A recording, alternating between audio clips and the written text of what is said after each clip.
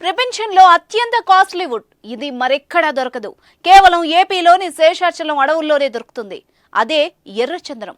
కొన్నేళ్ల నుంచి ఆ అడవి సంపదపై దుర్మార్గుల కళ్లు పడ్డాయి. ఒక సామ్రాజ్యంగా ఏర్పడి అడవిని తమ చేతుల్లోకి తీసుకుంటున్నారు. చేతిలో గొడ్డలి పట్టుకుని బయలుదేరుతారు. ఎర్రచందనం దుంగల్ని నరుకుతారు. అడ్డొచ్చిన పోలీసులను కూడా నరుకుతారు. కేవలం ₹9కే డేటా సైన్స్ యూజింగ్ పైథాన్. ఇప్పుడే brainovision.in లో రిజిస్టర్ అవ్వండి. వీరికి ఎదురెళితే ఎంతకైనా తెగిస్తారు. ఊర్లే తగలబెడతారు. అడ్డొచ్చిన వాళ్లని లారీ టైర్ల కింద తొక్కించేసేందుకు కూడా వెనకాడరు. ఎంతలా ప్రవర్తిస్తారంటే అడవిలోని మృగాల వలె అత్యంత క్రూరంగా ఉంటూ వెంటాడి గొడ్డలి వేటు వేస్తారు. వీరికి సాటి మనిషి అన్న భావన ఉండదు. అడవుల్లో కల్లోలం సృష్టిస్తూ సంపదను పెంచుకోవడమే వీరి ప్రధాన లక్ష్యం.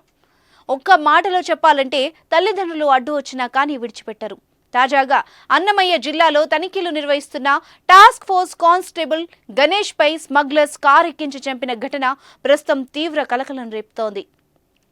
ఈ ఘటనతో జిల్లా మొత్తం ఒక్కసారిగా ఉలిక్కిపడింది. దీంతో జిల్లా సరిహద్దుల్లో ఏం జరుగుతుందన్న ప్రశ్న ప్రతి ఒక్కరిలో మొదలైంది. ఎన్ని చట్టాలు చేసినా, ఎంతమంది అధికారులను నియమించినా, ఎన్నిసార్లు హెచ్చరించినా ఏపీలో అత్యంత విలువైన అరుదైన ఎర్రచందనం చీకటి మార్గంలో తరలిపోతూనే ఉంది. పట్టుబడిన స్మగ్లర్లపై కేసులు నమోదు చేస్తున్నా, జైళ్లకు పంపుతున్నా వారిలో కొంచెం కూడా మార్పు రావడం లేదు. కొన్ని సందర్భాల్లో కాల్పులకు వెనకాడడం లేదు. అయినా కానీ స్మగ్లర్లు తమ పందాను మార్చుకోవడం లేదు. ఈ ఎర్రచందనం అక్రమ రవాణాను అడ్డుకునేందుకు ఎంతో కాలం క్రితమే ఏకంగా ప్రత్యేక టాస్క్ ఫోర్స్ ను కూడా ఏర్పాటు చేశారు. అవసరమైన హంగులన్నీ కల్పించారు. అయినా అక్రమార్కులు తమ రూట్లో ఈ దందాను గుట్టుగా సాగిస్తున్నారు. తాజాగా స్మగ్లర్ల దాడిలో టాస్క్ ఫోర్స్ కానిస్టేబుల్ మృతి చెందడం తీవ్ర కలకలాన్ని రేపింది. ఎర్రచందనం అంటే ఏపీలోని కొన్ని జిల్లాలు గుర్తుకొస్తాయి. ఎందుకంటే ఇక్కడే ప్రపంచంలోనే అత్యంత నాణ్యమైన రెడ్ శాండిల్ లభిస్తుంది. అందుకే ఇక్కడి ఎర్రచందనానికి వరల్డ్ వైడ్ గా డిమాండ్ ఉంది. అయితే ఏపీలో ఎర్రచందనం స్మగ్లింగ్ జరుగుతున్న తీరు చూస్తే మతిపోతుంది. ఏపీ నుంచి అధికారికంగా ఎగుమతి అయ్యేది రవ్వంతైతే స్మగ్లర్లు కొట్టేసేది కొండంత. ఏటా వందలు వేల కోట్ల విలువైన ఎర్రచందనం అక్రమంగా రాష్ట్రం దేశం దాటిపోతోంది. ప్రభుత్వం పోలీసులు ఎన్ని చర్యలు తీసుకుంటున్నా ఎర్రచందనం మాత్రం యథేచ్ఛగా తరలిపోతూనే ఉంది. విచ్చలవిడిగా ఎర్రచందనం దుంగల్ని తరలిస్తున్న కేటుగాళ్లు కోట్లు కుమ్మేస్తున్నారు. తెర ముందు కనిపించేది కూలీలైతే తెర వెనక ఉండేది మాత్రం పేరు మోసిన క్రిమినల్స్, రౌడీ షీటర్స్, చోటామోటా పొలిటికల్ లీడర్స్. అందుకే ఎర్రచందనం స్మగ్లింగ్ కు అడ్డుకట్ట వేయడం పోలీసులకు కష్టతరంగా మారిందన్న మాట వినిపిస్తోంది. ప్రపంచంలోనే అరుదైన ఎర్రచందనం ఆంధ్రప్రదేశ్లోని రాయలసీమ ప్రాంతంలో ఉన్న కొండల్లో మాత్రమే దొరుకుతుంది. ఈ కొండలు దాదాపు 5.5 లక్షల హెక్టార్లలో విస్తరించి ఉన్నాయి. ఈ ఎర్రచందనం చెట్లు ప్రపంచంలోనే చాలా అరుదైన జాతికి చెందినవి. వీటికి అంతర్జాతీయ మార్కెట్లో మంచి డిమాండ్ ఉందని అధికారులు, నిపుణులు చెబుతున్నారు.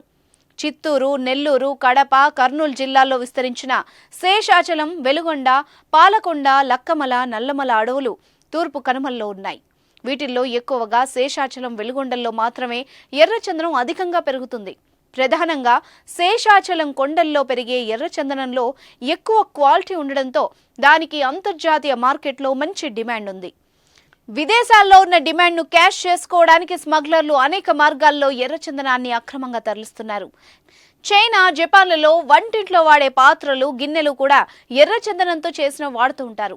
సంగీత వాయిద్యాలు తయారు చేసి పెళ్లిళ్లలో బహుమతిగా ఇస్తూ ఉంటారు. చైనా, జపాన్తో పాటు రష్యా వాళ్లు కూడా ఎర్రచందనాన్ని కొంటున్నారు. అందులో ఔషధ గుణాలున్నాయి. వయాగ్రా, కాస్మెటిక్స్, ఫేస్ క్రీమ్స్ లాంటి వాటిల్లో వీటిని వాడతారు. అల్సర్స్ను తగ్గించే గుణం, కిడ్నీ సమస్యలు, రక్తాన్ని శుద్ధి చేయడం వంటి లక్షణాలు ఎర్రచందనంలో ఉంటాయి. ముఖ్యంగా శేషాచలం అడవి ప్రాంతం నుంచి 7 దశల్లో ఈ అక్రమ రవాణా జరుగుతోంది. వుడ్ కట్టర్, మేస్త్రి, pilot, transporter, godown keeper, exporter, international smugglers ఇలా దశల వారీగా జరుగుతుంది. ఇలా వాళ్ళు చాలా గోప్యత పాటిస్తూ ఉంటారు. ఎవరితోనూ సంబంధాలుండవు.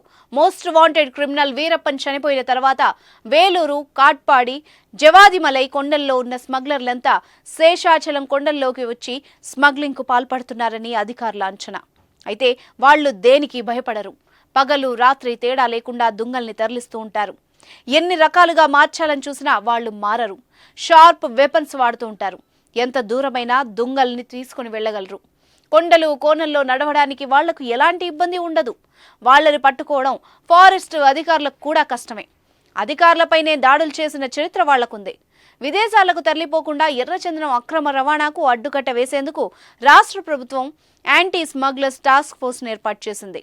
శేషాచలం అడవుల్లో నిత్యం కూంబింగ్ చేస్తూ ఎర్రచందనం కూలీలు చెట్లు నరక్కుండా ఇది అడ్డుకుంటుంది.